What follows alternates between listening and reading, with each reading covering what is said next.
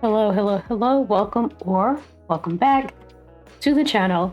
Okay, so I actually had a few things because I really wanted to do some more idol, before before I'm running out of time here to get some recording in. Before I guess like the towards the end of March. And initially I was gonna do Rise of G Idol, which I still want to do, but it's a bit long and I just don't know when I can kind of carve out time to do that. But someone actually did mention this recently, the Bookish theories, because I was going to react to, and I still am, the Bookish theories OOTD video to see what their explanation was, because I really do like the theories and I like trying to understand them and diving into them. But someone did also mention that there was one for this, for Revenge, which I did not know. So that's really interesting. Also, it's just easier because, again, I mean, the OOTD one is, or for Dreamcatcher, OOTD is like 40 minutes, which makes sense because it's ridiculous. But this was one that I could sort of squeeze in, since it's just on one video. So I guess that makes sense. One music video, so I guess it makes sense. It's shorter. So yeah, but I do want to do Rise of Idol, which it may just be another guide, and honestly, that's fine. But something about the name of it made me think it was going to be more like history of Idol, which I want to get into more stuff like that, just because you guys give me so much information in the comments. So it would be nice to have a lot of that stuff in one place. So I'm just judging purely on the name. That it and the length of that video is like an hour and 24 minutes. So that to me makes it seem like it's gotta be a lot of information in there. A lot about how they formed and the history. Looks like there's different sections in the history of each member and kind of maybe their background. So it seems like even coming towards the end of this journey in terms of just catching up with the discography and stuff and getting to know the members a bit better, it seems like even at this point, something like that could be very useful, just to kind of consolidate all of the information that I've been getting from this deep dive and also from the comments. I'm just judging based on the name and the length. I'm hoping that that's kind of what it is. And if it's not, and if you have any suggestions about a video that is sort of like that, like the history of and all the in-depth background stuff about the group, feel free to throw that in the comments. All right, so I'm gonna get into this. I don't want to waste too much time. Yeah, I mean that's the whole point of choosing these videos, because I didn't have a ton of time. All right, yeah, I don't really. This is my first time checking out a Bookish Theories video. If it goes well, I might do it a bit more for some of their other MVs. I saw there were several, and for some Dreamcatcher stuff, probably for every group, because this is definitely the kind of stuff that I'm into. So, all right, let's go.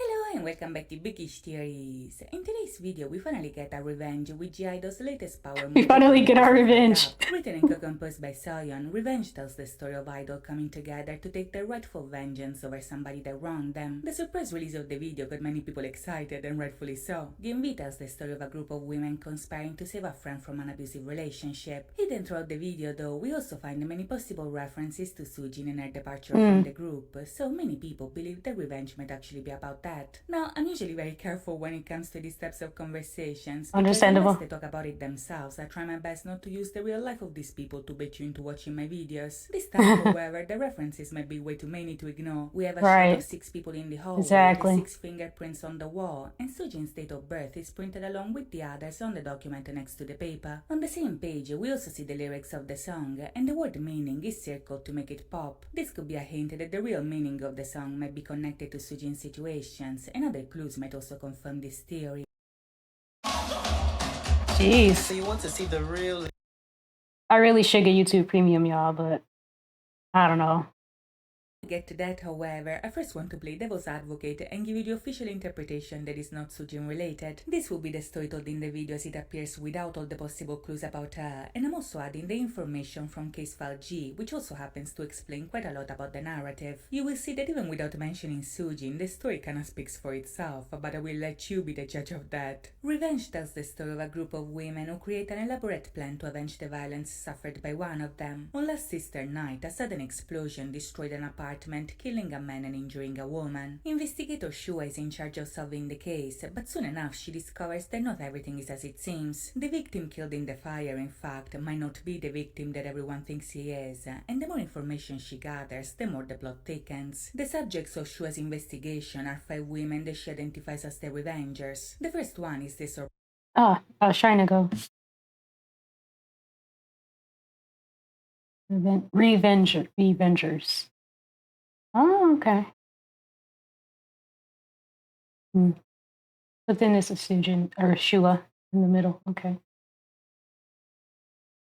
Yeah, it was really, and this is really useful too because like I was so excited about Revenge. I mean, you saw it. I'm just kind of taking everything in, and I'm kind of taking it at face value when I was watching it, and then I think I was just so overwhelmed by the song because you guys saw I like freaked out. Like I was like, this is my type of song. That I was getting all of this stuff that it was clearly this really great, intense story that I just couldn't even. I was really just so distracted by the song. And then the case file G thing was like, at that point, I felt like once again, I regressed and I was thrown back to not knowing. It just felt like, I guess it was just like such a reminder that I'm a new fan because I felt like there was just so much that went over my head. So it was a humbling moment of being like, oh yeah, I just got here for sure. But yeah, this is really cool. So I just looking at some of these images again, it's like, how did it not like really sink in? Like what may have been going on? Because like I said, I really just took it at face value, and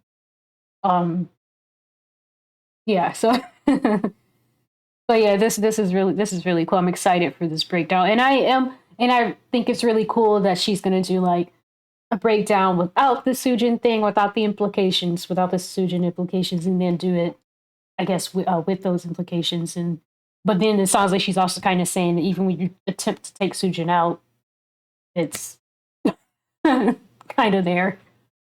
The first one is the survivor of the arson, an unnamed character that is also played by Shua herself. At the time of the incident, she was living with the man that died in the fire, and despite the bandages that cover her face, the injuries that predate the incident let us know that the fire is not the only thing that she survived. Next up we have Minnie, a celebrity living in the upstairs apartment. She was the first to report the explosion, but soon enough she would become the prime suspect of the investigation. Looking at the MV, it's possible that this was also due to the fact that she was literally playing with matches on the stairs, but in Shua's report it's revealed that no evidence was found to incriminate her. At the police station, Minnie undergoes a lie detector test, but it so happens that the one in charge is none other than Dr. Mion, who is Minnie's own psychiatrist, as well as another resident of the complex. Dr. Mion concluded that no allegations could be found against Minnie, but in Shua's report she grows very suspicious about this connection. Another suspect is Soyeon, a building manager that knows everything about the scene of the crime. In the MV we saw her hiding Minnie's used match in her stocking, and on last sister night she's seen in the control room, possibly tampering.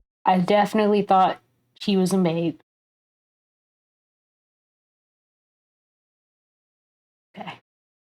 With the CCTV cameras. Detective Shua thinks that she might be involved because of her knowledge of the building, but Soyeon's alibi is that on last sister night she had the day off. The final suspect is Uki, a musician living in the apartment next to the one that got burned. Ever since the incident took place, she stopped going out and playing the guitar that she was always heard playing in the past. As we see in the video, this is because the guitar is one of the weapons used in the revenge, and it's not the only one. The pen that Mion picks up at the police station is a weapon too, not to mention the matches the mini place within the building. On last sister night, these women would all come together to commit a crime, but this crime is an act of revenge that's a long time coming. The man their friend is in a relationship with is a violent person that doesn't hesitate to hurt her. He tries to choke her almost to the point of killing her, but enough is enough, and she finally fights back. Grabbing the first thing she could find, she hits the man on the head and makes him bleed. The abuser, however, doesn't stop. Now he's even angrier, but when he's about to attack again, Uki intervenes and knocks him out with the guitar. That's right. Comes to, the 5 girls are there enacting their revenge. Soyeon is throwing gasoline all over the floor, then Miyeon comes through and stabs him with her pen, and at the end, Minnie uses her match to light the room on fire with him still inside. As they dance in the burning room, their revenge is complete. Soyeon cleans up all the evidence from the scene of the crime, and at the police station, Miyeon gets rid of the documents related to the case. In case file G, however, we discover that Detective Shua managed to solve the case anyway. Despite the Revengers almost did the perfect crime, she was able to piece all the clues together and identify the culprits, but in the video she decides not to turn them in and close the case instead. Oh, okay, so I did kind of, the so-called victim of the crime was the real villain of the story, and the suspects did what they did only to protect their friend. Because of that, Detective Shua decides to become the last accomplice and help them get away with it. This means that by the end their revenge is complete, and for a casual viewer that's about it. The song is about revenge, and the video portrays it with a story that matches the theme. The date on the paper and the 6 characters in the story though suggest that there's another layer to this narrative, and this layer might actually be related to Sujin. As I mentioned before, there might be other clues confirming this bold reference. For one, the video was a surprise release that dropped on the 100th day anniversary of Sujin's solo debut. Not only that, in the video Shua plays the double role of a victim that was silenced and an investigator that chooses to become an accomplice to her revenge. Let me say this again for the people in the back. The 5 members of Idol play characters that come together to avenge a 6th woman that was wronged, silenced and abused, and this super lady also happens to be played by a member of Idol. The woman there...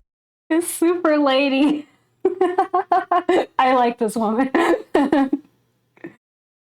This very subtle humor that is really cracking me up.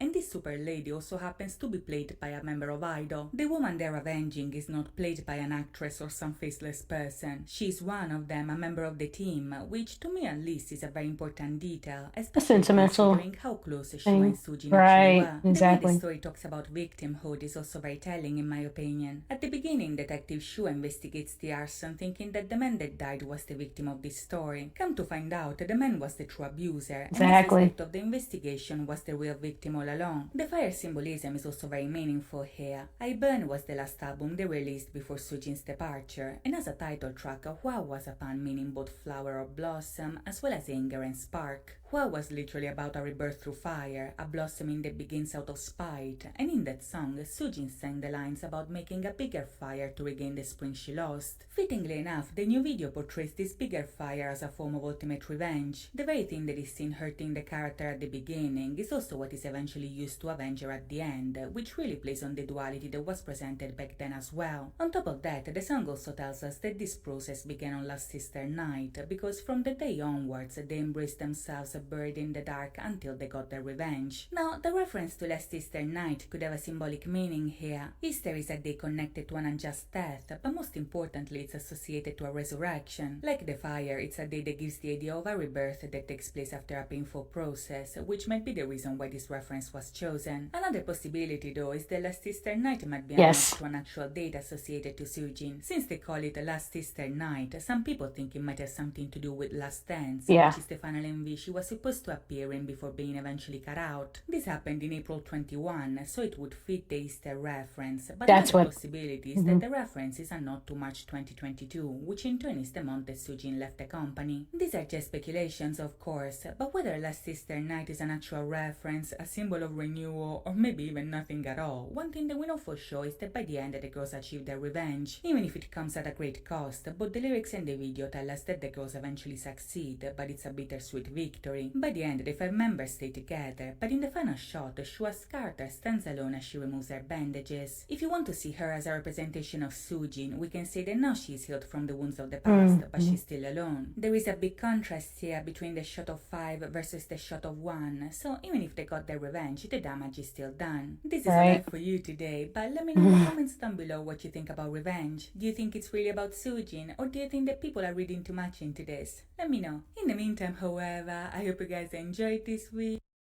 Okay, so yeah, I know I didn't talk much during that because I didn't want to. I thought I didn't. I just, I know how I am, so I would just end up asking a bunch of questions that were going to be answered, and just digressing and branching off into different things. So I don't want this video to be a complete mess.